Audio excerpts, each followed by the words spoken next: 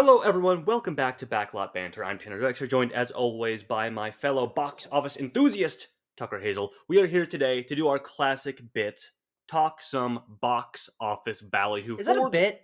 I feel like there's no like punchline. I feel like a bit has to do with the like a joke. word bit has become so Sure. generalized Yeah. now that anything that you In do is a modern day bit. America. I Yep. breathe, I blink, it's a bit, Yep.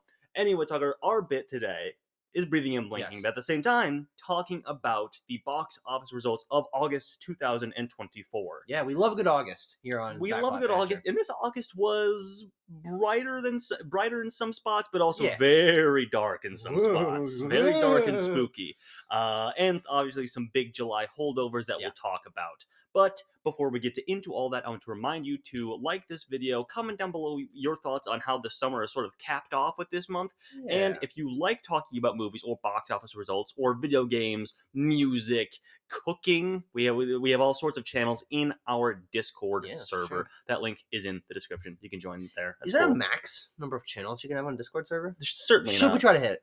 Yeah, I think so. All right. Yeah. Let me know what channels you want. Yeah. One specific topic. That's right. Tucker, let's do it. Let's talk about the month of August 2024, starting where we Excellent. always do with the top 10 domestic openings of the month. Yep. And Tanner, you said bright spot. Yeah. The bright August. Yes. And you just got to commend this August for like actually having movies people wanted to see. That's a fair point. Yeah.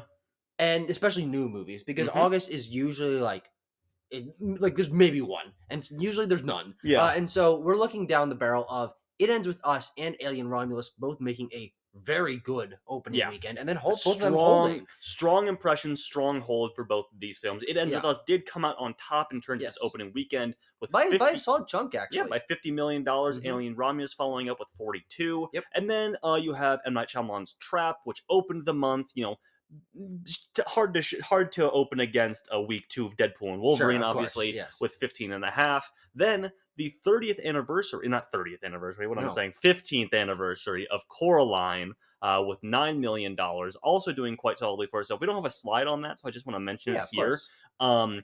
Made $30 million in its re-release, which Yes, is that's really unheard of impressive. for a Yeah. re-release of this type. Is it even So more than like with Avatar, like No Way Home, or like I that think huge hit? Avatar and No Way Home both made more, but like more than any other re-release this year, Sure. which saw the re-release of like Star Wars Episode Yeah, 1 yeah, and yeah. stuff, which is crazy. And then the fifth spot belongs to Borderlands. Yippee! Rounding out the rest of that top 10 is going to be Reagan. So if you want to take out Coraline, Reagan could be number 5 in terms of new releases. Mhm. Blink Twice, The Forge, Harold and the Purple Crayon, and The Crow. Yep. A lot of those dark spots are down there, like I Yeah, mentioned. and we're gonna get into Yeah. most of these. Yes. But let's look at what we predicted would be the top Yeah. 5 openings of the month, and we didn't do too well actually. Yeah, well, Let's see who did better. We both thought Alien would be number 1. right. I think that was a fair poll. Yeah, especially at the like beginning of the month. Yeah. I mean, because It Ends With Us was like predicted to do well, but it's one of those classic scenarios where week after week, you're like the tracking is doing better, Yeah. pre-sales are doing better, online buzz is doing better, and ultimately took that top spot, which is very impressive from a storied franchise like Alien. And we're gonna have to give the win ultimately to you because you have Trap in the right place, whereas Yes. I do not, and you have Borderlands closer to the bottom, which is Yes, better. but I also have the my number 5 is The Crow, and which actually ended up being number 10. Yeah. So and not great. Mine was Afraid, but that didn't even. Yeah, I wasn't even in there. Mm-mm. That's crazy. Yeah, that's tough. But so we didn't do too good. Not too frankly. good. Not too good. But let's see if we can do better this month. Yeah. It's kind of a wash, but I'll give you a tip of my invisible Oh, cap. that's all right. Um, I'll take a half-hearted tip of the cap because it deservedly a half-hearted tip of the hat. All right. Let's talk about the comparisons for Rotten Tomato and Cinema Score for Mhm. August 2024 movies. An interesting spread. We have A's, B's, C's, and D's here. We do. We're halfway through the alphabet. I can't believe it. It's nice. It's nice to be halfway through. Of course, the top 2 best received by the audience, according to the Cinema Score sort of metric here, were Harold and the Purple Crayon and It Ends With Us. Yep. And then Alien Romulus doing quite well with a B+ for a horror film of its ilk. Then you got some other horror adjacent stuff getting a B- and Blink Twice and The Crow. Trap getting a C+, M. Night Shyamalan proving that he still can't find that audience sweet spot that'll like resonate with large portions of the audience. He found his audience sweet spot, which Yeah. is just that that he has a group of people that will consistently go to see his movies, Hmm. and he doesn't make them for too expensive. We'll get to that when Yeah, we yeah, talk we'll about talk Trap, about it. but It's coming yeah, but next, C actually. C plus is pretty bad for that actually, especially because Yeah, that was a movie. It's edging on fresh down there at the bottom. yeah. I think it's really just a matter of the broader general audience Yeah. still has this anti-Shyamalan sort of mindset. For a good reason. He made Yeah. some real stinkers. His biggest profile films of this decade, Yeah. or not this decade, this Century. this century. Yes, not millennium. Uh, Well, no, not this no, millennium. not that. Were, I mean, some of his worst films. Yeah. I mean, you think like people still remember and sort of hate him for like Avatar: The Last Airbender and After Earth and stuff like Yeah. that. I mean, bad movies for sure. And then D plus for Borderlands, Yeah, which that fits. yeah, that fits for the sort of the general conversation around that film. Yep. And it also has a 10% on Rotten Tomatoes from critics. Clean. That's right. Alien Romulus, though, can make up for it. It's got an 80% on Rotten Mhm. Tomatoes top in there. A good Certified fresh and B plus, very good for a movie that is a horror movie. At the Yeah, end of the that's day. true. That's true. Yeah. And a nice sprinkling here throughout as well. Trap and It Ends With Us, sort of on that verge of fresh or Yeah. rotten on Rotten Tomatoes. So Yeah, and then we just got a glob of stinkers down at the bottom. Yeah, Which we do. we love to see that. yeah, we love to see a glob of stinkers. Hey, that's you and me, baby. Couple glob stinkers here. Okay, Tucker, Trap has made so far at the box office about $80 million Tanner. worldwide. That's kind of awesome. It is actually. very good, actually. So this film had a budget of $30 million. And I think it's amongst his more expensive in the sort of this later part of his career. He's Mhm. usually operating in at like 15 to 20, and then he bumped it up to 30 for himself here. Yeah. I mean, you got the crowd stuff in here, so that all checks Sure. out. I mean, it was a lot more high production value. Mhm. Especially given that the single location that they're shooting in is something that requires a lot of set dressing and a lot of extras. Yes. Knock at the Cabin, no extras. Right. Old, no extras. Yes. Like those were very limited films, and so you can tell where the budget went for this. But obviously, it paid off, and this was by far for this. Oh, no, sorry, no. It's outperforming Knock at the Cabin. It is. Last year, definitely Knock at the Cabin didn't quite hit. I mean, I guess it was probably profitable if it was made for like 15, 20. Yeah, well, I think it was 20. And yeah, so I thought I put a note here on it. It is the most expensive Shyamalan film. His production company, Blinding Edge, the most expensive film handled there since After Earth in 2011. Interesting. Okay. Yeah. Yeah, I guess he in the 2010s was making a lot of horror movies, Yes. which are notoriously low budget, and then both Old and Knock at the Cabin were, as we said, like more small location. Mhm.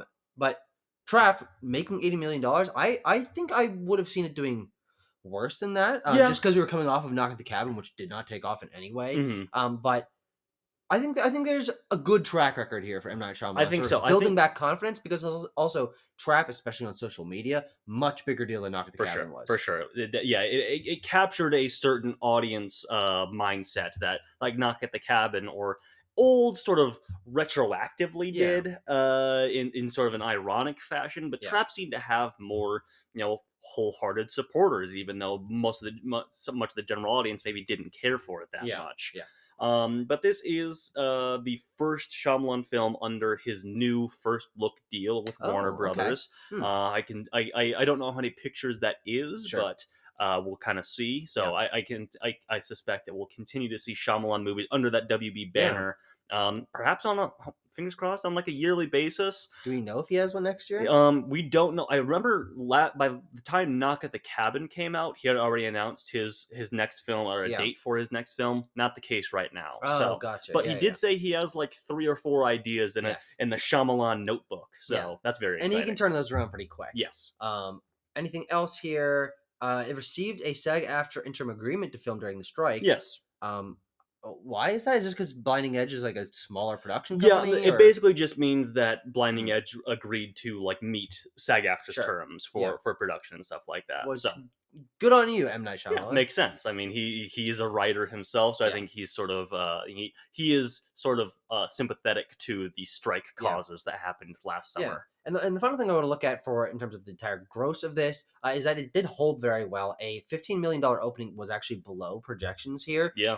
And I remember it coming out. People were like, is it just going to cap out at like 30 million? Mhm. Like just kind of fall out of favor? 80 million is not like ridiculous, but for the budget, it is definitely profitable. Yeah. And especially because there is a very, very even domestic international Yeah, split. the international audiences Does came out for that this. usually happen for M Night Shyamalan? I'm looking at old here, Mhm. pretty close, a little bit more skewed towards Yeah, domestic. I think he probably does have some international appeal there.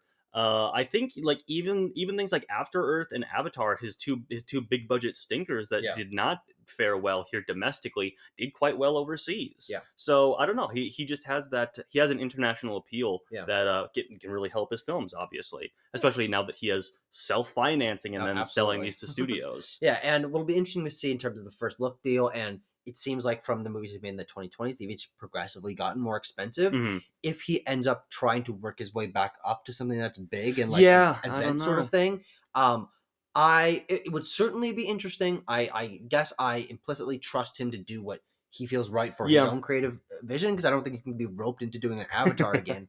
But I hope it doesn't balloon too big, because especially if That was he's his financing himself, yeah. it gets kind of shaky. That was his downfall last time. Yeah, Was getting these big budgets and not. I think from his words, like not feeling like the risk of yeah, operating. Like yeah, you have such a large budget that like it feels not real to him. I think he likes to sure. work in a more limited space. So we'll see how much room he gives himself in that Yeah. limited space. And also, I just want to point out, Yeah, Knock at the Cabin, C cinema score, Trap C plus cinema score. Aim for a B minus next time, M Night. yeah.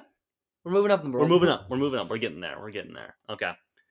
Let's talk about Harold and the Purple Oh yeah, Crayon. baby. So, on a budget of $40 million, can't believe this movie cost more than Trap. Yeah, It you has, can. well, yeah, I Yeah, you guess can. it's sort of effects involved more than Yes, Trap is, obviously. and I bigger did, stars. and big, Yeah, yeah. I mean, we did our summer star ranking where we talked about both Josh yeah. Go Hartnett watch that. Card in the corner. and Zachary Levi, Hmm. and sort of how these films impacted Yeah, their star trajectory. But but he definitely cut a bigger check than Josh Hartnett did. yeah, probably, probably. So, Harold and Purple Crayon has made $26 million, and I believe is on PVOD now. Yes, it is. Is not making any more money, No. and was received quite poorly by everyone except for like general audience goers. A minus on this one. Yeah, You know, that must just mean that they knew what they were getting into. yeah. You know, you're going to see, you see the trailer for Harold and the Purple Crayon, you go to Harold and the Purple Crayon, you're like, yeah, that's what they sold me. Well, here we go, Tucker. I have down at the bottom here a note from Post Track, who is doing. I believe that they're separate from Cinema Score, but do a Mm, similar kind of thing where they poll audiences on yeah, why particularly they went to the film, or certain demographics on who approved, who was more positive on the film than others. And here. Kids under 12 rated this film 87%. mm, 87% of audience goers yeah, under 12 said that they were positive on the sure. movie. I mean, that is That's the pterodactyl demographic, it's baby. exactly who this movie's meant for. So Yeah, some other interesting stuff here, because frankly, there's not too much for this movie. It's just a flop. it's It's just a just a flop. bad movie that Yeah. no one went to see, and no one will remember it. It Hmm. just especially the aesthetic and frankly the dying star that's leading it. Hmm. It's just gonna kind of piss off into the wind. Yes. But interesting that Harold and the Purple Crayon, obviously an iconic children's book. This was not the first time anyone tried to make No, this. I had an interesting time going through the production history of Yeah. this. Since 1994, Wow. people, big names by the likes of Henry Selick, Yeah. Spike Jones, and David O. Russell all Oh wow, that would contributed. have been crazy. Yeah, Spike Jones does make sense yeah. given where the Wild Things are. For sure. I mean, like Yeah, they all contributed in certain ways to either being attached to direct or like working on the script a little bit or mm, producing in some fashion. But like, it's just fascinating that since 1994, we've been trying to adapt this classic, beloved children's yeah, novel, and then had these big names contributing to it. And at the end of the day, it belongs to Zachary Levi and Carlos Saldana, the guy who directed some of the later Ice Age movies. Oh, Yeah. oh, that's interesting. Yeah. You got a ranking for his movies? You can make Maybe one, I don't right? know if he directed more than 3 Ice Age movies, though. Is the Sure. question. But yeah, I mean, and then ultimately, what kind of happened to it is quite unfortunate. I mean, like I said, beloved children's book, and then Yeah, the adaptation has just been sort of punted down the road on definitely. Sony's release calendar. It was supposed to release in January and June of last Mm, year, were two posted release yeah, dates for yeah. it. And they never got a trailer out before No. that, so it's not like it's not like Morbius where like the trailer was out for like Mhm. 18 months or whatever, which would have been even more annoying Yeah. for this movie. But I think, I mean, they must have just taken a look at this and be like, well, where do we want to take the loss on this, Yeah, essentially? I think also another issue that this movie faced is that it actually was up against like the highest grossing children's movie of all time. Yes, that's not, Uh, it doesn't help that Inside Out 2 was still, I think, at this point crossing into the top 10 highest grossing movies of all time. yes, So, and probably still outgrossing Harold and the Purple Crayon like and week then on week. you even had like competition like Despicable Me 4 was still Yeah, in yeah, of theaters. course. So, Yeah, and yeah. Trap And that was still in theaters. yeah, bring your kids to go see Trap, I guess. It's a good family film. Good daddy-daughter film, you know? But let's move on Okay. to another flop, and that is Borderlands, which Yeah. of course we got the distinct pleasure of seeing at the Dallas World Premiere. That's right. With the Gearbox devs, which was a very fun experience. Yeah. But I don't know if anyone involved in the production of this film, especially on the financial side, is having a fun time. I mean, I can't imagine they've been so. dealing with this for an entire month now, and just being like, no one's gonna trust us with this shit Nope. anymore. Like Gearbox is like, well, what do we do? RIP in video games is fine, but like Mhm. there's no way we get another movie out of this. Like Mhm. it's just a tank. Yeah, there's Especially with a like D plus cinema score. there's How like often do we get a D on this show? Like twice a year, I maybe. think this is the first time we've ever had a D plus on the show. We briefly mentioned when The Exorcism got one earlier this Oh, year, yeah, but we didn't have a specific slide No. for that. So, I mean, there is just that's legendarily terrible. yeah. I mean, there is kind of just no silver lining for what No. happened to Borderlands. No, $120 million budget. Yep. It makes sense in terms of the cast and how long it was in production. Yep. Over COVID, and Massive CGI sets and production and everything like that. Yeah, and then you barely returned a quarter of that, which means you maybe didn't return an eighth of what it would take to make it profitable. So down here I have, apparently this is according to some sources, I believe Hollywood Reporter, the P&A budget on this was roughly $30 million. Print and advertising, by the way. Print and advertising. Thank you. I knew the A stood Love for me a little advertising. P&A. Yeah. When you say like I did, it sounds sexual, Yeah. so I understand the the clarification there. So If you say P plus A yeah, or P and A, yeah, P and also A, Yes. P in addition to A. yes, $30 million Which is for advertising. fairly cheap for Yeah. print and advertising. Yeah, for a big budget movie. Yeah, But also doesn't help. I mean, it made that at the box office. yeah. So you made back what you spent to advertise the movie, but not what Uh-huh. it spent to make the movie. Yeah. And this, man, Tanner, I cannot wait for like January Mhm. when we do our like studio by studio recap breakdown. Just talk about Lionsgate. Oh, Lionsgate. They oh, are baby. having a fucking time, pal. I mean, their time is continuing into September, the month Yeah. that we're currently in. They have 1, 2, 3 releases, I believe. And none of them are gonna do well. Mm-mm. Nope. Mm-mm. Absolutely not. All right. We didn't have any of them in our top 5. No. So apparently, though, to Lionsgate's credit, they're a bit business savvy here. They reportedly recouped 60% of their production costs, 60% of the 120 million on international third-party distributor pre-sales. So what that means is Lionsgate sort of financed the making of this film, $120 million. And they're like, okay, international distributors, international companies like Lionsgate who want to put the movie out in their market, like, we will sell you the right to distribute Borderlands for X amount of money. And for all of those, they made back 60% of that. Okay. So kind of pull the fast one on those international distributors because they didn't make any fucking money on this. No. That's very interesting. That's an interesting strategy. I mean, I think that does point to the fact that even as they were choosing to distribute this movie in foreign markets, they knew that it was going to tank because when you're a big studio, what you want is to distribute it everywhere so you get all the money from all the markets. But that $15 million for the international did not go to Lionsgate. No. Or, some of it might have. Yeah. Probably most of it did not. No, exactly. So it balances out in odd ways. Like, we can't even say maybe 12 $13 million of that 31 actually went to Lionsgate. So yeah, it's just a tanker. No one's really a winner here at the end of the day. It's just that Lionsgate found a way to be less of a loser. Yeah. Spread that losing around, Tucker, and we have to point out worst second weekend drop of a 2024 run. Oh release. yeah, yes. Especially, which is hilarious because this movie opened to $8 million domestically, which frankly, looking at the 31 total, the kind of movie it is, a close to $30 million domestic opening is like wouldn't be crazy. No, absolutely not. That would be like, oh, that was a solid success in terms of it opening. But it opened to less than a third of that, and then it dropped how much percent? Let me check here, Tucker. The second weekend of Borderlands dropped 71. 71.8% Oh for man. a second weekend Oh total of 2.4 no, million. then go to those other week drops. Oh, then third week it dropped another 80%, and then 85% after that over Labor Yeah. Day weekend. On the third weekend, it didn't even cross $1 million or Yep. half a million No, dollars. the third week of its release, third weekend, I should say, did not make $500,000. Yeah. Oh baby. And we didn't like it very much either. No, I mean we gave it a 5.5 out of 5, which is probably one of the more positive scores Oh, you'll see on absolutely. Borderlands out Yeah. there, or 5.5 out of 10, I should Yes. say. Tucker, let's switch gears here a little bit.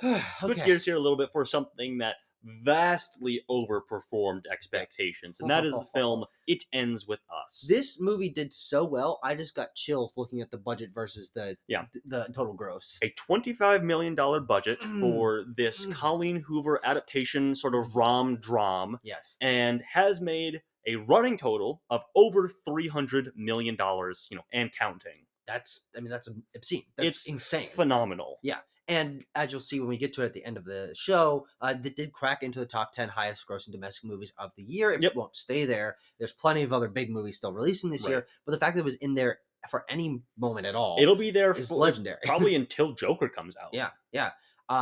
And what's so cool about this is that it appealed very strongly to a demographic that hasn't gotten a lot of movies in its genre.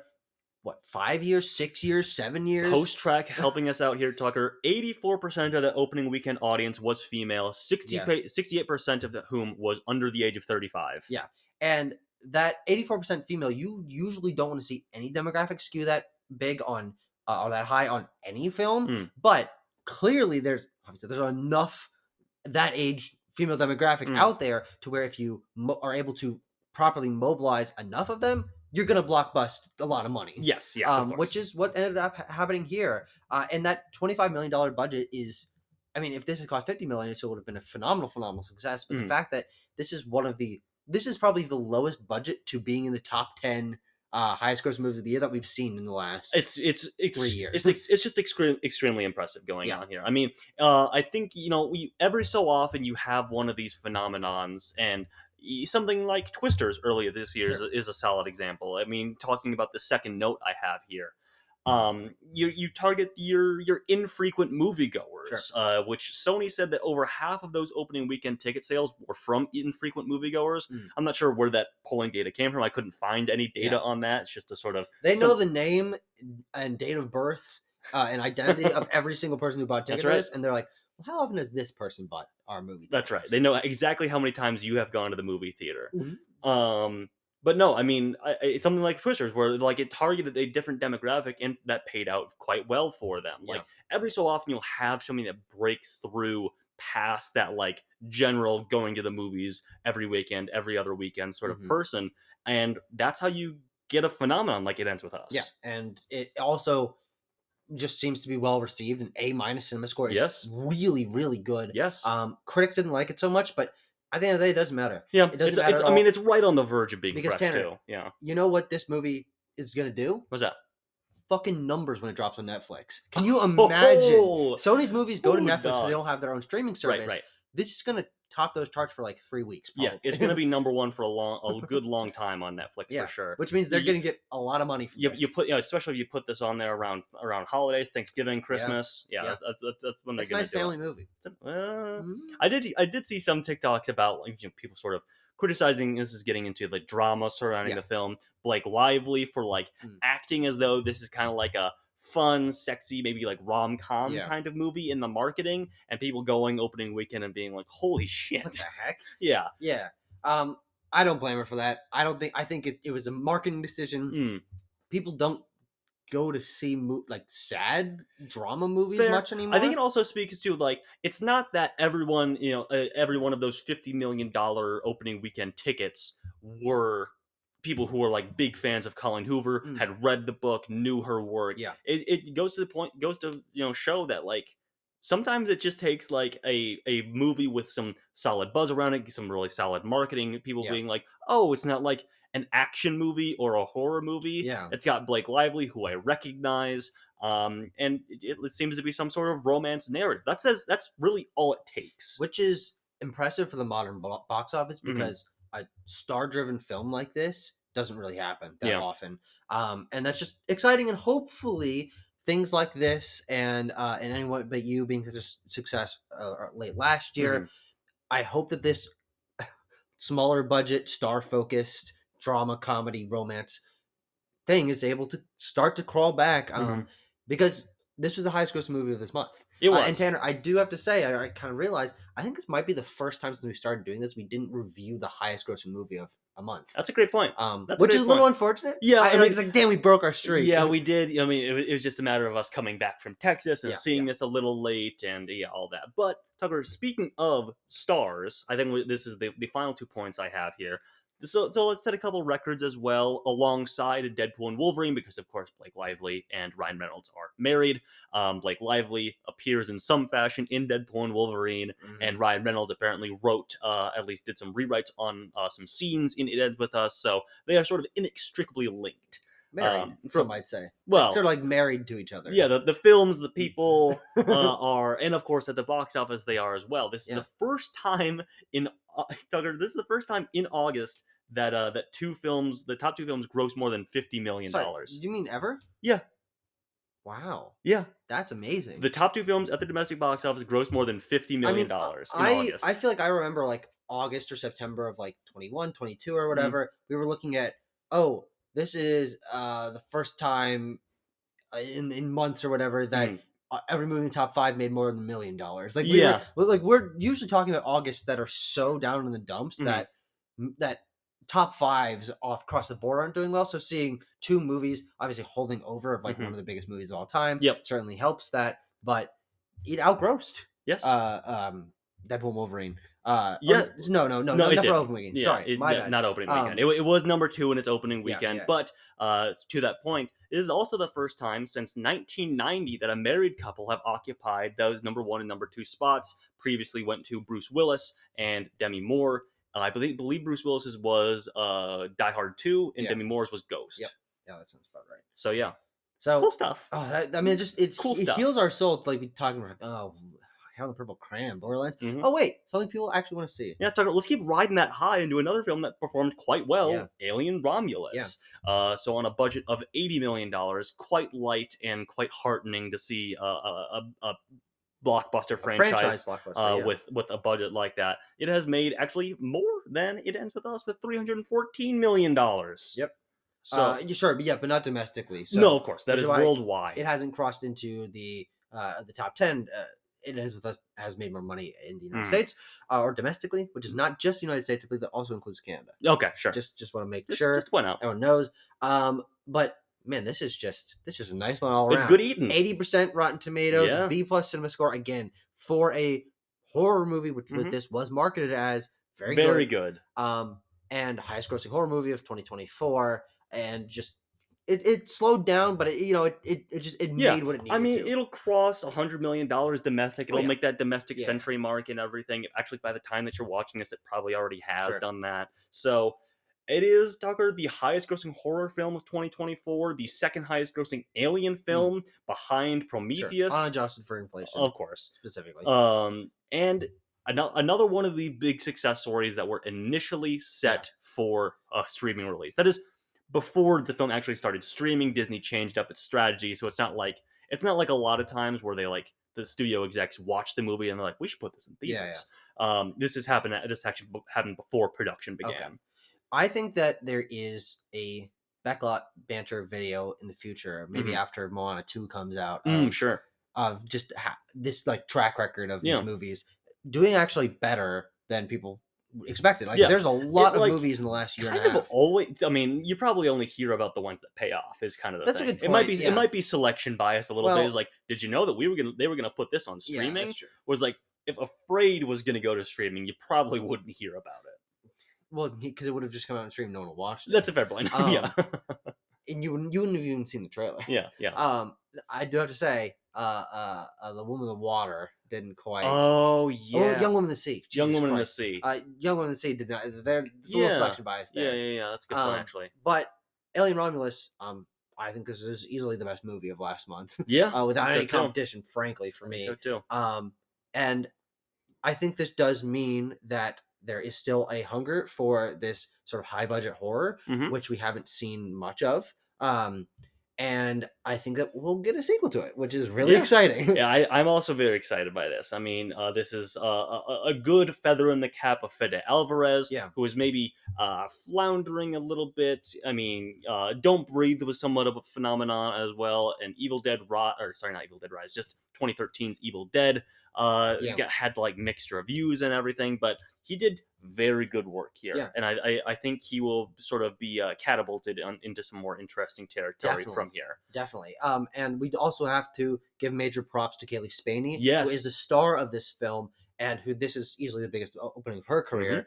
We saw her in A24 small budget Priscilla last year. Yep. Amazing in that movie. A24's bigger budget Civil War earlier but this that year. opened to 25 and now we're up to 42. It's like, Yes. how high can she go, baby? Well, we're gonna keep doubling. Sometime in the near future, Tucker, Kaylee Spaney movies will be opening to $1 billion opening weekend. Mark my words. Well, here's an interesting thing. I don't know specifically this is the next theatrical project that she'll be in, but if Don't Wake Up Dead Man releases in theaters, oh yeah, I think they definitely will. I mean, obviously the third Knives Out film is what we're talking about here. Netflix sort of had some buyer's remorse on just doing like the 1 week theatrical on Glass Onion. Yes. So I think we'll see a longer theatrical stay for this entry.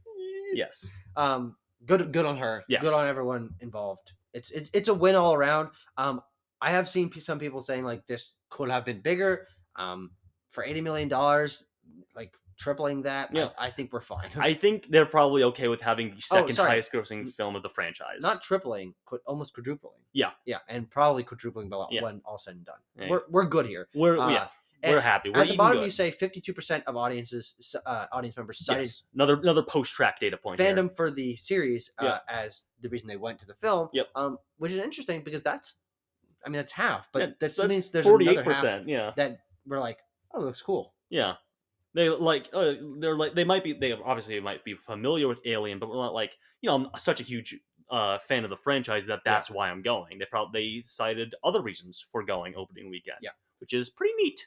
Neat. Yes. Let's go back to the dumps. Oh dear. Dumpster diving. Do we have to? Dumpster diving. Must we, Tucker? We could just like flash by it. Boop boop. Yeah. You saw it. It was on screen. Legally, we're obligated. Legally, our bases are covered. Legally, we must talk about The Crow. Yes. This is whoa. Oh, $50 million budget. Oh. Yeah, $50 million cost to make this one. I didn't even. That's over half what Alien Romulus took to make. Yep. So that which is crazy because this film does not look like it should cost $50 million, but it has made, Tucker, $18 million. Money in the bank. Worldwide. Money in the bank. And it's. I mean, it hasn't been out for long, but it's done. Oh, it's done. It's cooked. Oh no, actually, I shout out to Dan Merle, Charge with Dan. He said that he's only in like 200 theaters right now. Let's check it out. Like it just completely dropped out. Like let me check it out. Biggest theater change of the year. Ooh, that's interesting. I think. Go watch Charge with Dan. Yeah. Frankly, more timely and informational show than ours. That's fair. Domestic weekend. It is Duggar. Just this past weekend, it dropped to just under 300 theaters. Holy shit! Dropped 2,400 theaters from weekend to weekend. That's insane. Nuts. That's crazy. That's. I've never seen anything like that. Frankly. And you have an asterisk here on lowest grossing film in the franchise. Tanner, why? So like there are entries like The Crow 3 and 4 were like limited theatrical releases that then went to like DVD or whatever. Oh, okay. But like in terms of The Crow and The Crow 2, which were wide releases, this is lower grossing than both of those. Yeah, because no one knows what this is anymore.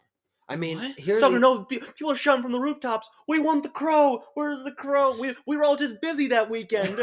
Put out The Crow again. This is a really fascinating emblem of the fact that each of these studios are clearly just looking to try their goddamnedest to bring back an IP, something that existed before and was popular at one point. Let's see if we can do it again. Yeah, and I had never heard of The Crow Yeah. before this movie's marketing started spinning up, and Sure. we Yeah. watched the original, which I thought You was and fine. many other people, Tucker. Yes, but when you're operating under this is a remake, reboot, whatever Mm-hmm. of a film that was at least semi-popular, cult favorite. That's Yeah. probably what they were going Yeah. for. Exactly.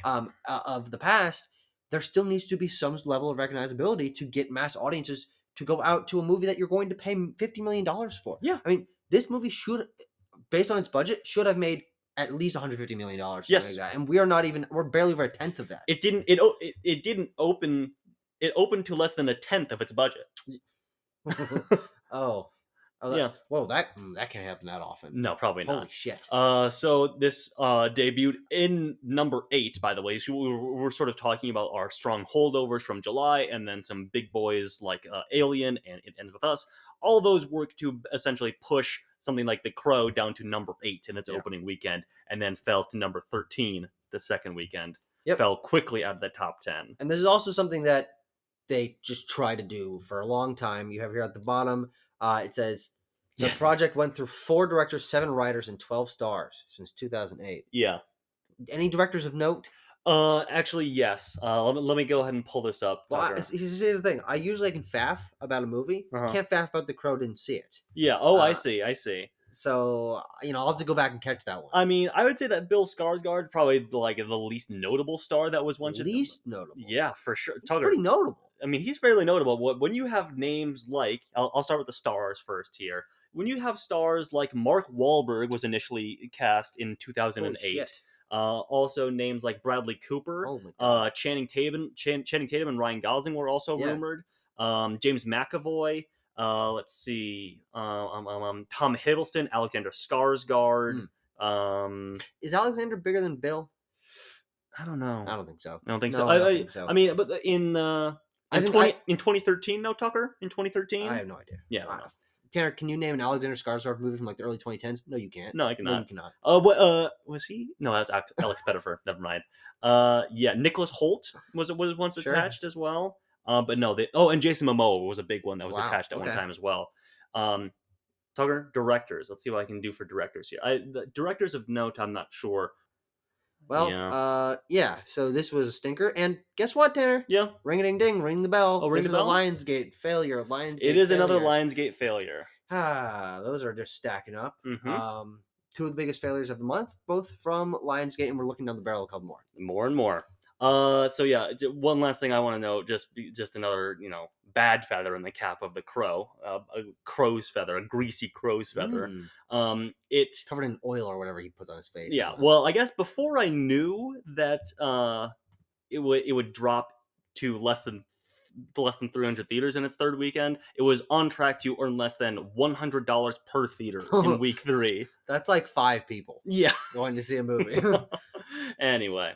Moving on along to Blink Twice. Yeah. Zoe Kravitz's directorial debut. Which, Tanner? Yeah. Channing Tatum, star of this movie, outgrossed The Crow in its opening weekend. Channing Tatum's supposed to be in The Crow. That's true. It's all coming together, baby. It's all coming together. Just shit on Lionsgate, lol. Yeah. Tucker, did you know that Channing Tatum's 2 films of the summer made more than $1 billion combined? 3 films. What is the Fly Me to the Moon. Oh, that's right. Yes. No, there you go. 3 films of this film. Yep. 3 films of the summer made more than $1 billion combined. And Blink Twice, as much as we were like, oh, bad stuff coming up, isn't like too awful. Made for $20 million, has made basically 40 at this point, is kind of holding quite well. Also helps that it was made for relatively cheap. Yeah. This is totally fine. I mean, especially for a directorial debut, 73% on Rotten Tomatoes, having grossed $20 million, probably, almost $40 million, probably a little over that by the time all things are said and done. Yep. She'll get another movie. Yeah, probably. for sure. Like, this isn't the kind of failure that we've seen from some other first-time directors recently. I mean, think back to something like Lisa Frankenstein, which was nowhere near profitable. Yep. $20 million is very responsible. I like this sort of mid-budget movie is releasing and finding some kind of an audience, but I think it might just be like marketing or like names or something that this movie might have been lacking, because I think it's got to be marketing. Honestly, I just don't know.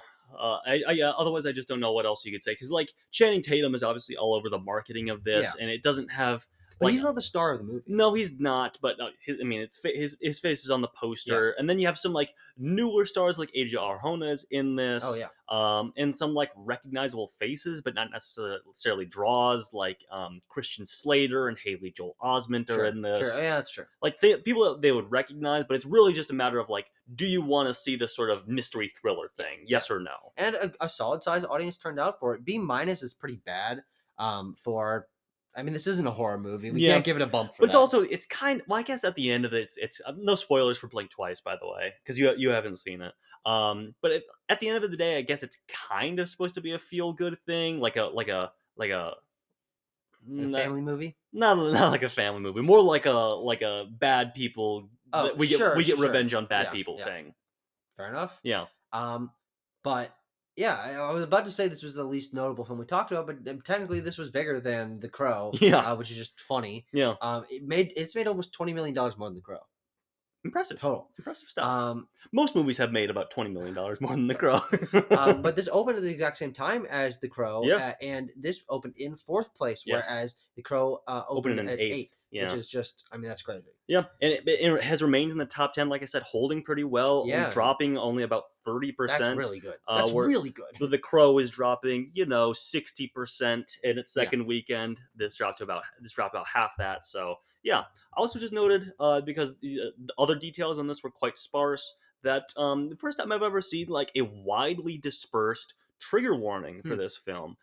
This was released on social media on the day of the film's release. But it was also shown before the film. It comes up on like a screen before the film, and even at our theater tugger, posted like on the doors outside the theater. Interesting. Okay. That like it displays some acts of sexual violence and stuff like that. Sure. Just interesting that I've seen a widely dispersed trigger warning like that. So yeah. But Tanner, let's wrap it up with something we're just now instituting. Yes. We're gonna call this a double feature slide. Yeah, the double feature. Who gives a fuck slide? Yeah, because there are a couple other wide, air quotes, are wide release films. This was the last weekend of the summer, and I did want to talk about these because I did see them, and honestly, kind of interesting. I mean, like Reagan ended up being, if you take out Coraline, that re-released, the fifth biggest opening weekend of the month. Yeah. And isn't doing terribly considering it's one of the more recent films. Yeah. The most recent film that we're talking about in its release, on a budget of 25 million, has made 18. But this is also a movie that, for the older audience that it's geared towards, is Definitely much older. more a VOD, much more a streaming thing. Yep. So it not like being completely dead in the water in terms of total gross so far versus its budget. I think this movie is going to be fine. Mm-hmm. Afraid, though, I don't think has the same kind of graces because No. Jason Blum with the Blumhouse production team. Yeah. Okay, $12 million. That's fine. That's a totally fine budget. But something went wrong in the water here, where they couldn't even get like night swim numbers out of this. Yeah. How often do we have, Tucker, a Blumhouse movie or a horror movie in general where we're like, oh, made for about $10 million and is not profitable? No.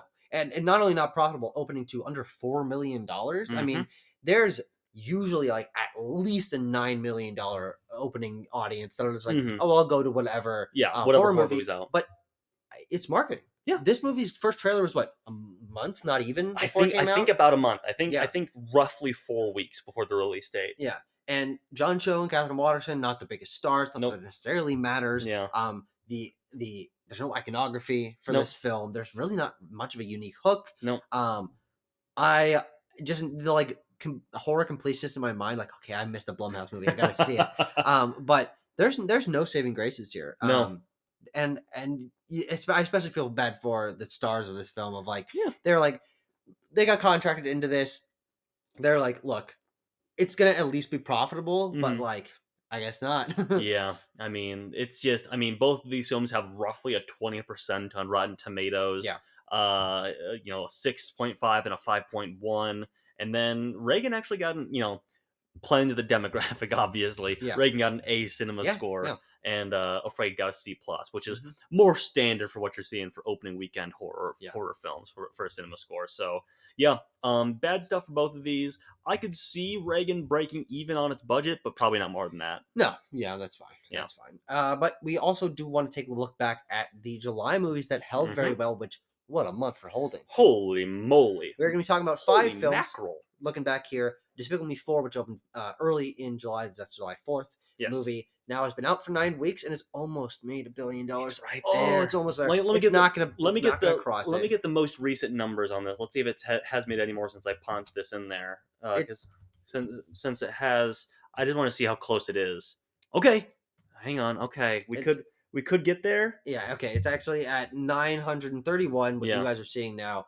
Uh, uh, I don't know. The precipitous drop of these things. It's on PVOD, but also like $70 million is not that much for a Despicable Me movie. And this another interesting thing about this movie, and so this means that like maybe set us something on our calendar for like August of next year or something. This is the kind of movie that's just going to continually show as matinee children's showings. Yep. Like at our local Marcus Theater, they have like Hop will play and like these like Lego Movie will play and stuff like that. They'll do a kids summer film series. And so things like this or like Garfield are going to enter that rotation, and especially given that this is the newest Despicable Me movie, you imagine that that's the one as the biggest draw for the kids that they're going to be showing. So maybe by the heat death of the universe, it'll have made $1 billion.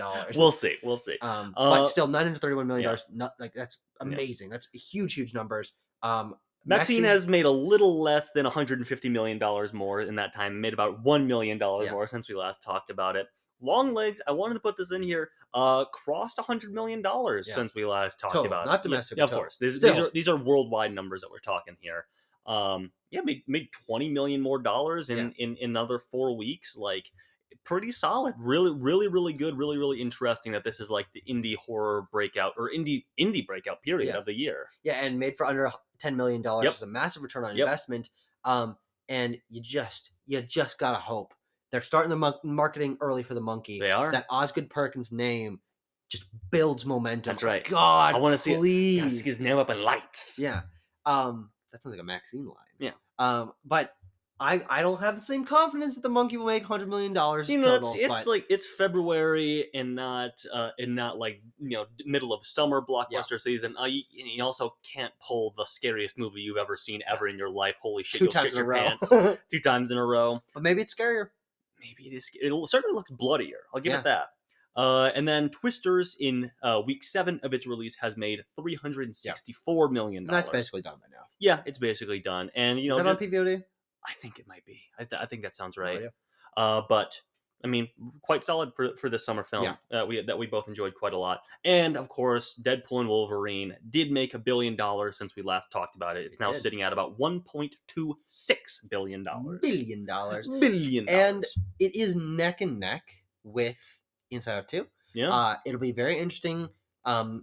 We're still planning on doing some sort of summer recap in some way to see which one actually ends up coming out on top, especially obviously by the end of the year once we're talking about what the highest grossing movie of the year is. But the fact that they back-to-back months had the biggest movie, one of the biggest movies of all time, shows that Disney still has that cachet. They do. And they're working their way back up to billions and billions and billions. Yes, they are. And they're looking down the barrel, hoping for a couple more of those. I just saw that they, with both their films, obviously this year have crossed $4 billion at the box office. Yeah. Again this year, I think it said it's the 4th time that they've done it. Now that also includes Alien and Apes. Yes, it would. Okay. Yes. Yeah. And the Young Woman in the Sea. And The Young Woman in the Sea does contribute. It's just a little drop in the bucket, but every little bit helps. Every little bit helps. Every little bit helps. So let's see what we thought of this month's output versus the output of the Dog Days of Summer last year. Yep. So, not great. Worse, actually. Yeah, not great, and by a solid margin. I think this is probably the lowest average we've had. I mean, you obviously have some good stuff that we both liked. Trap and Alien Romulus coming out with above an 8, but also a good share of 3s. Yes. A good share of 3s. And I didn't see 2 of the 3s, so those are your 3s. Those are my scores. I'm not saying that I would have given The Crow or Harold the Purple Crane anything much higher than that. I'm usually slightly more charitable towards movies than you are, but it's not like it would have really made too much of a difference. But it's a numbers game here. When I think about this month, I'm going to think, Alien Romulus was amazing and made a ton of money, and it ends with us not as amazing but made a ton of money, and so I'm like, okay, this is a good August. But a lot of movies came out, Yeah. and a lot of them were really, really atrociously terrible. Yeah, and I'm not even putting in like Afraid and Reagan on here, but I think Afraid I gave 1 star, and then Reagan I gave half a star. Yeah. So bad stuff all around. And then And looking back, yeah, like in terms of 2023. quality, not in terms of making money, but Yeah. looking back at 2022 and 2023, I'm like, bring me back to the good old days. You know what I'm saying? I mean, Like getting to go see Gran Turismo, which is fine, yeah. and Beetlejuice, no, not Beetlejuice, Blue Beetle, which Yeah. is pretty good. Solid. And if Strays, no, that's not the worst one on there, but Meg Mhm. 2, which is at least fun. Yeah. Uh, Crow and Harold and the Purple Crayon are not fun bad. no, Meg is, trying to at least be a bit more zany and poppy with its ridiculousness, yes, but still quite poor. And then you have your 2 good ones of the month yeah, in Turtles and Demeter. yeah. So yeah. And Tucker. then of course 2022, Yeah. a Bullet Train, Beast, Bodies, The Invitation, and 3,000 Years of Longing. Yeah. There's some I actually like. I like 3 out of 5 of those movies, Mhm. so that them's pretty good odds. Dems is pretty good odds, ain't But it? also most of those movies just absolutely fucking tanked. Yeah. Like I mean, no, it's 2020. It was the end of no, it summer wasn't 2022. 2, yeah, Yeah. 2022, yeah. So Oof. yeah. Okay, Tucker. We'll look at our year tracking running against 2023 as well in general. Generally looking at the monthly box office on how we're tracking. Same thing as last year. Our drop off was actually a little bit lessened, obviously, by holdovers in Inside Out 2 and Deadpool and Wolverine, and Yeah. then some bigger releases that we already talked about in Alien Yeah. Events with Then, of Us. course, last year we had Barbenheimer holding Yep. into August. But I think what really saved this and made this a less of a steep drop is that there were people actually interested in new releases. There were. For August movies. Last August did not have new releases that people went out to go see. No, I mean, really. Teenage Mutant Ninja Turtles was definitely Yeah, it was. I bigger. remember though, people were like, I remember TMNT was a little bit of a box office disappointment, even. There were certainly bigger names last year. That's fair. That's fair. But Tanner, we Yep. are for 2024 above the total gross of 2023. And Yes. Tanner, I'm thinking there's a chance. Then we can pass in September. Wait, hold on. Oh, sorry. What are you looking at? Oh, this is just Oh. the monthly. How much is The at monthly. each month. Okay, yeah. The next one, Tucker, what you're thinking of is the cumulative Okay. box office total Yeah. of 2023 versus 2024, and we are closing that gap. I just wanted to pull this up. Since I started doing this at the beginning of the summer, essentially, Tucker, we cut our gap year over year from 27.1% down Mhm. to 15.6% down. Yep. Over 10% you made up in just the summer season. Which I think is really good, and I also think that It's so good. and I think that fall is going to really help. I think so too. Last year's fall movies were really weak. Yep. And if you just like pound for pound, be like, okay, is Disney going to make more money in the fall winter 2024 than 2023? Absolutely. Mhm. Our family movies going to do better, more than likely. You have something that's gearing up to maybe be this year's Barbenheimer in Gladiator and Wicked coming out. Yeah, and also Tanner, we're going to have a September massive hit. Exactly. Which did not happen last year. And has not happened since we started this show. Yeah, hasn't. Yeah, for sure. I mean, rarely happens. Yeah. Of course, we're talking about Beetlejuice there, which will be in next month's show. We'll talk about No that. spoilers. You already know it's Right. doing well. But like, Tucker, we could cut our deficit down to like under 10% potentially by the end of the year. Which is good. Yeah. And what it really just means is that it obviously was the delays from the strikes of the first 2-3 months of this year that is what has tanked it so much. But we're building up momentum.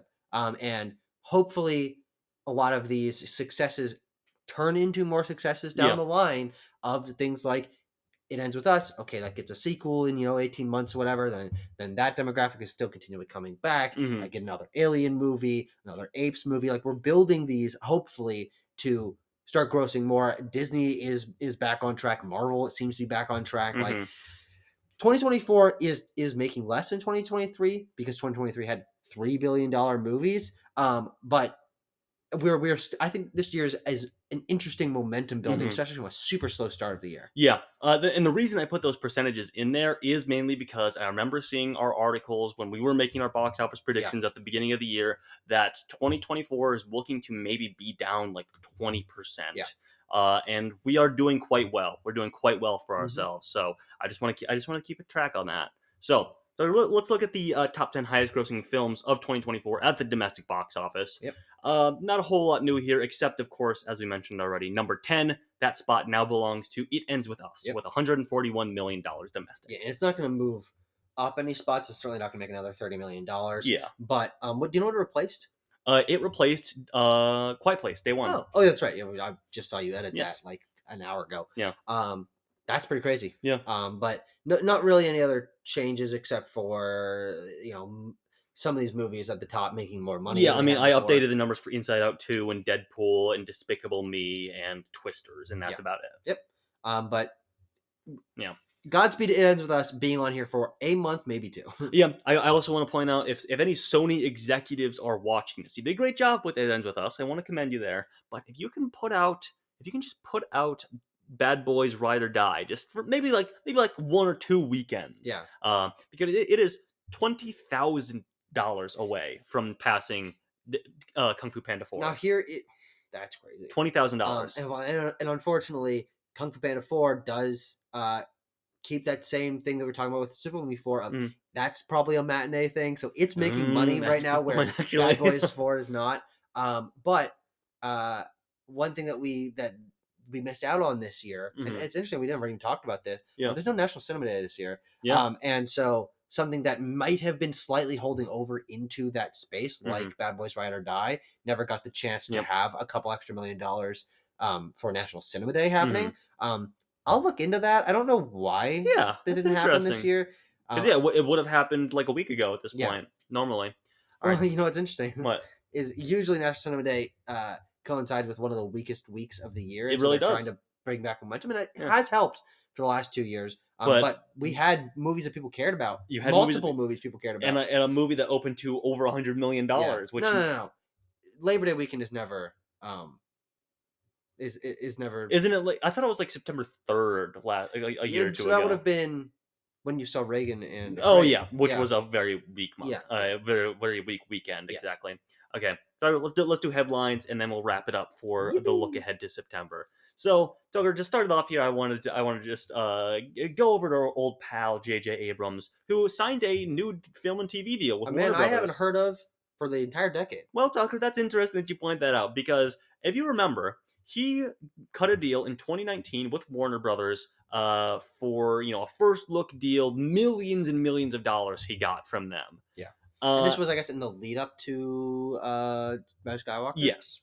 Rise of Skywalker was completed, and so he signed this deal and produced, let me check my watch here, nothing in that time. Oh, yeah. But that doesn't mean that he wasn't paid. Yes. So I've listened to some podcasts and some things talk about this. Like, he doesn't get that some that was reported on did not go to him. That's not lining his pockets, but he does get like a portion of he gets a portion of that upfront. Yes. For as of now, not doing anything. For exactly. Time So period. He just signed a new deal and took a massive pay cut per the trades on that new deal. So that's what we call the new deal. Makes sense. And we'll see if anything comes out of this. A new J.J. Abrams movie, especially with Warner Brothers, who he hasn't worked with. Who the hell knows? I can't remember off the top of my head. But would be really interesting. But I haven't heard high nor hair of him, so I don't know what he's cooking. Yeah, don't know. Tucker, we got a new A24 movie coming out this year. This is directed by Kyle Mooney. It's coming out at the end of the year. It's called Y2K. It's got Rachel Zegler in it. It's got Julian Dennison in it. It's got Jaden Martell in it. It's sort of like an apocalyptic comedy kind of thing. Very excited for it. Neat. The trailers look very fun. Yeah. I don't think they're doing this as an awards push in any way, but it's just when they've got it coming out. It's just when they've got. Lionsgate. Hey, speaking of Lionsgate, as we have been, another big blunder of August for them was, if you recall, dear viewer, if you had to have watched it within 24 hours of it dropping, there was a Megalopolis trailer that came out that was narrated by Lawrence Fishburne, and he was sort of narrating these quotes from reviews of Apocalypse Now and The Godfather and The Godfather Part 2 and Dracula, and he's like, oh, the critics hated these things at the time, so that's why they're also wrong about Megalopolis. Yeah. But not a bad marketing push, I will say. It's kind of clever. It was very great funny. Way to spend that. I watched it when it first came out. It was like very funny to do this. But some keen-eyed or keen-minded people were like, where are these negative reviews for these Oh. films?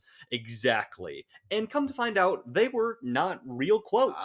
They were not from Oh. real reviews. I have rescind what I said. Yes, still a funny thing to do, but in a different area because it comes to find out that a marketing consultant that made that trailer, oversaw the creation of that trailer, used AI in the creation of it and the AI just completely fabricated those You can't quotes. just.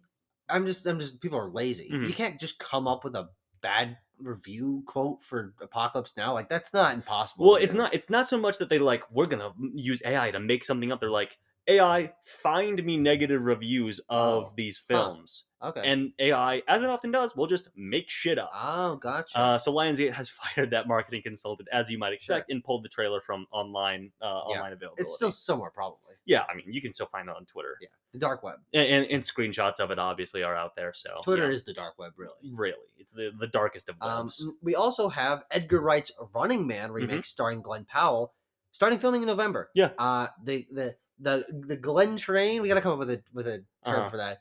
The We're part of the Powell posse.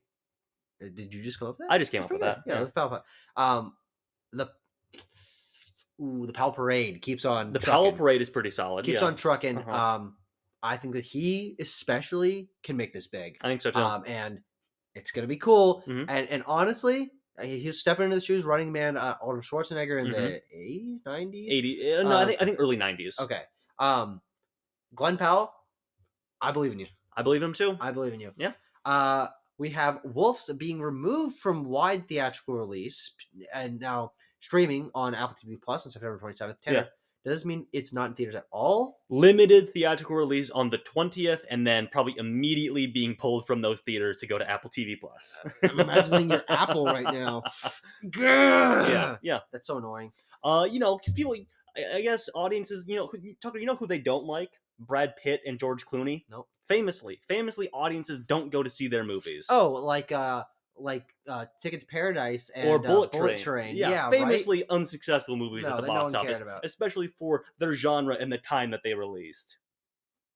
Get fucking real. Get real. That's what I say. That's so fucking annoying. Yeah. Because they also just announced they're going to do a sequel to this movie. Yeah, they did.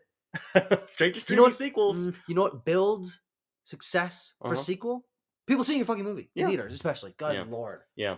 Anywho. Now, hopefully, this is successful in its limited release and Mhm. popular on streaming, and then we get the sequel could be in theaters We'll see. in 2 years or whatever. Yeah, yeah. But I hold out a little hope for that. A little hope for that. Yeah.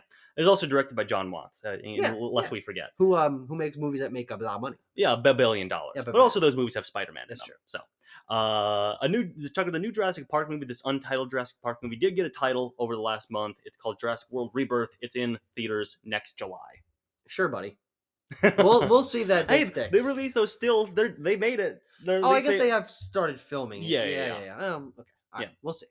I think they got it. How good it looks is a different question. Sure. We haven't seen much. No dinosaurs in those pictures they released. I mind. True. Yeah, they got to make them. They do got to make. They got a big machine in the back. Like, The Apprentice has been acquired for distribution by Briarcliff Entertainment, and it is releasing in the U.S. on October 11th. Yes. So there was a lot of herming and hawing and speculation about this because previously the production company behind The Apprentice, which is the Donald Trump biopic style film, one of the producers was actually a Trump supporter, big Trump fan of Donald Trump, a friend of Donald Trump, I should say, and didn't know what he was signing up for when he signed that check, and also, as a producer, had the ability to veto any distribution deals that were made. Mm-hmm. So there was a lot of questions around, like, is this guy even going to allow this film to be released in the US? Yeah. And I think eventually this Briarcliff Entertainment offered him a sum of money to buy out his share of the film, and are distributing this film in October. I hope that they Godspeed to Briarcliff Entertainment, Mm-hmm. whose notoriety is about to like a millionth. Yes. Like up till now, their most notable release is a January 2022 Liam Neeson film called Blacklight. That's not particularly notable. No, I would say not. But this is going to be much, much bigger than that. And especially for the time period, this is a good time to release that movie. Mm-hmm. We'll see. Mel Gibson's Flight Risk, Tanner, has been delayed. I know. Now, why is the question? I mean, Yeah, this movie's done. You just it's imagine finished. that There's been it's there's been trailers and trailers. And Tugger, you know who made this movie? You know who's distributing this film? Lionsgate. Lionsgate. Yep. It must just be they. October 18th is the release date of Smile 2. Yeah. I think I figure you have to be a little afraid of that, Oh, absolutely. as in October, that's going to hold well into Halloween and everything. I think it's them just looking at the release calendar and being like, there's nothing coming out on January 24th. Yeah. We can maybe do a plane situation here and do kind of well for Yeah. ourselves. Yeah, and I think that that's pretty smart, to be honest. I think so Like, too. okay, would I want to see Flight Risk sooner and either enjoy it or get it over with? Yes, but this is a January movie. Just It's like a- it just fe- think about it it. feels much more like a January Yeah, movie. and also I will be accurate. being Yeah. directed by Mel Gibson and starring Mark Wahlberg, they're gonna put some marketing effort into Yeah. this. Mel Gibson and Mark Wahlberg want people to know about this movie, That's true. They and do. so I could foresee this secretly being one of the bigger January movies. So maybe it's actually a pretty good idea, especially for late January. All the Yeah. holiday movies will have sort of died down by that Mhm. point. This could kind of pop off. I think they'll probably fare better in January. Anyway, so also some more acquisition news at film festivals. A24 has acquired Luca Guadagnino's Queer and Mhm. also Brady Corbett's The Brutalist, Yeah. both of which are much hyped sort of award season films. So Yeah. just keep your eye and your ear out for those. Yeah, and Uh, A24 just keeps trucking along. they do keep trucking along. Speaking of George Clooney and Brad Pitt, sort of in the lead up to the release of Wolves, now on streaming though, they confirmed that Ocean's 14 is in development. Yeah. Who's to say what stage of development, obviously, but Clooney and Pitt will return. I don't know if we have any word on like Matt Damon returning. Sure. I have to imagine that he would. No, I'm not a big Ocean guy. Yeah. I know Don Cheadle was in one of them. Is he still around? Is he died? Did he die in one of the movies? I have no don't. idea. I don't think they kill off the members of the crew, Oh, especially okay. often. I didn't know if this was like an Expendables type Yeah, situation. I think they might have. No, I don't. Someone has to have died. Yeah, There's so probably. many of these movies. Julia Roberts could be back. Who's to say? I don't. I haven't seen 13. That's the only one I haven't seen. So, but also Edward Berger is in talks to direct this one. Yeah. He's the director of course, All Quiet on the Western Front from a Mhm. couple years ago. He's got Conclave coming out this year. Yeah. So interesting. I don't know. I don't know really what that means. Like, Yeah. it's like it feels mismatched, but like I guess if he's excited about it, it's like do whatever you want. Yeah. But also, I just want to quickly note: Yes. isn't there an Ocean's prequel Yes, planned as well? the Ryan Gosling, Margot Robbie Ocean's prequel is also, I believe, much further along in development than Yes. this one. So interesting that Oceans is coming back for like a serious Yeah. push, and a serious push that with the confirmed stars of each of those respective films could be the biggest movies in the series, Yeah, probably. Probably, we'll see. And then the most recent news we have here is that Destin Daniel Cretton has been confirmed to be directing the fourth MCU Yep. Spider-Man film. Yeah. And interesting, good for Destin Daniel Cretton. This will Mhm. obviously be his biggest movie that he's ever made. I feel good for him that he was supposed to do both Yes. Avengers movies initially. He got taken off those. Now the Russo brothers are doing it. Mhm. I think that's better for those movies. I think it's better for his health. Yeah, and I think it's probably. better for the Russo brothers. Obviously, they're good at it. They've done it twice, 3 times, 4 Uh-huh. times before. And Destin Daniel Cretton still being able to stay in this area, I think, is good because after Shang-Chi, which was a solid success, It was. the fact that there wasn't a sequel greenlit to that right away, it's like, Yeah. well, what's that guy gonna do? I don't know, because I was thinking about this after this news broke. I was like, well, because Tuck, if you remember, he's also signed on to directing a live action Naruto movie. a live action Naruto Well, that's movie. delayed then. Oh yeah, Well, you And- think, and you you think have to- Sony's like, get out of here, Lionsgate. Boom. yeah, and they do a Naruto punch on him. Yeah, some kind. one of those Naruto punches. I don't watch Naruto. But like I thought to myself, like, does this mean they aren't doing Shang-Chi 2? Because if I'm Kevin Feige Yeah. or what financiers over at Disney or whatever, I look at the results of like the Marvels, a sequel to a movie that made $1 billion and Yeah. did incredibly poor, Mm. and I'm like, I don't know. Does that mean like some of our newer characters maybe aren't as good Sure. at box office draws as we Yeah. thought they once were? Like, I Shang-Chi was a hit, Yeah. but like, is Shang-Chi 2, apparently called The Wreckage of Time at some Really? point, gonna be a hit? I just don't know. I mean, I think it's a very different case from the Marvels, but Yeah, for a fair. couple of reasons. But also the character of Shang-Chi, like you would have needed to capitalize on that like 2 3 years later. Like Yeah. we should have seen that movie this Yeah, September. I think the gap would probably not help in the sort of general sentiment towards Marvel, which may have shifted now after Deadpool and Wolverine We'll probably see didn't help. We'll have to see how it continues with their 4 movies next year. if Blade happens. If Blade happens, So let's 3 movies. 3 movies Yeah, next year. yeah. Let's be categorical. Yeah. Tanner, Yes. September. September is there's some stuff here. Fairly light, but also some stuff. We Yeah. have seen the release of Beetlejuice already, and of course, A24 is the front room. We're looking down the barrel of 2 slam hits in Speak No Evil and The Killer's Game coming out on September 13th.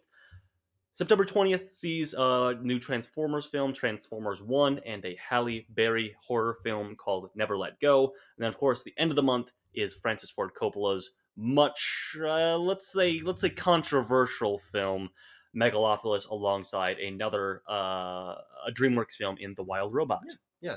And what this sort of divided month is obvious for us in terms of doing our predictions is that there are 3 movies that are going to make a good chunk of money, Yep. if not a ton of money, and then everything else is going to be like, Yeah. And let me get my numbers here. Let me get my numbers. So the only difference between our predictions is Mhm. that I think there's enough interest in Megalopolis to Sure. push it above Never Let Go, which is a movie that not only has a really uninteresting name, like that doesn't Yeah. grab you in any particular way, Yeah. but also has had really poor marketing. I would agree. And yeah, okay, it's a horror movie; those usually get an interest in them. But Megalopolis is it might be released even wider. Yeah, and- it's also got IMAX screens, so Yeah. those tickets are worth more dollars. Oh. Are we going to see that on like the ultra screen? We'll see. We'll see what happens around here. Tugger. So this first one is wrong, but I'm staying true to my numbers that I said. Beetlejuice. I said 120 million. I think it ended up around 110. Yeah. Or 109 or Oh something. no. Yeah. Transformers 1. I'm saying $40 million. Okay. Super solid for that one, I think. The Wild Robot. I'm gonna jump down quite a bit. I'm gonna say 20 million. Oh, okay. That's pretty low for that. Yeah, I just don't know. I think that the hype amongst like our like film fans, like film Twitter people, or like it's new IP, and Yeah. it feels a little more artistically distinct. I just think if you're That doesn't coming necessarily up, translate to I the just box think office. if you're gonna bring your kids to a movie, you're looking at like Wild Robot movie or Transformers movie. Yeah. I don't know. I think there's a pretty clear choice there for your average parent. And then you got Speak No Evil at number 4. I got Speak No Evil at number 4 with $15 million. Tucker, I've been hearing people who've seen this, that it's kind of good, actually. Tanner?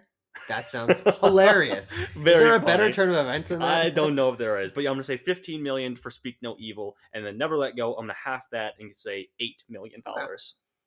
Now, we don't actually usually do this, but I'm curious. Let's look back at what your predictions for the numbers were for this month's 5. Yeah, what I think we usually do that, but I just forgot. Let's see how accurate we were. Let's pull up your top 5. Yes. So for August, I said It Ends With Us would open to $30 million in second place. Blew past that with 50 million. I said Alien Romulus would open to 45. Yeah. Did 42. We'll give you that one. Thank you. Trap, I said 20. Okay. Ended up being 15. Borderlands, I said 15. I think you were too trap pilled. I was a little trap pilled. That's fair. Because 15 is very good for that movie. Yeah, and 15 is solid. It's better than Old. It's better than Knock at the Cabin. But I was anticipating it to be like much better. Yeah. And then the Crow. Obviously, Coraline you didn't think about. No, the Coraline I didn't think about, and I frankly didn't even know that they were re-releasing that. And then the Crow, I said, I think I said 10. I think it's 10, and it opened to 4. Yeah. And then what was Borderlands? What did you have it? 15. 15. Yeah. Okay. It opened to 8. All right. Well, I'll give you 1. Thank you. I'll give you 1. I'll give it 20%, baby. Yay! Thank you. Well, that brings us to the end of our August 2024 summer box office monthly breakdown. Look forward to our September episode, which.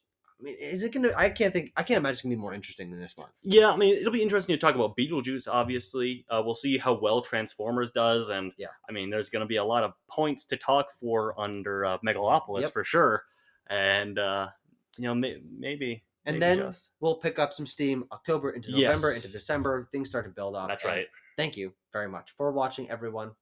Bye bye. We'll see you next time. Yeah. Tom Hanks' impression is not. No. He kind of makes that noise sometimes. Buzz. That's really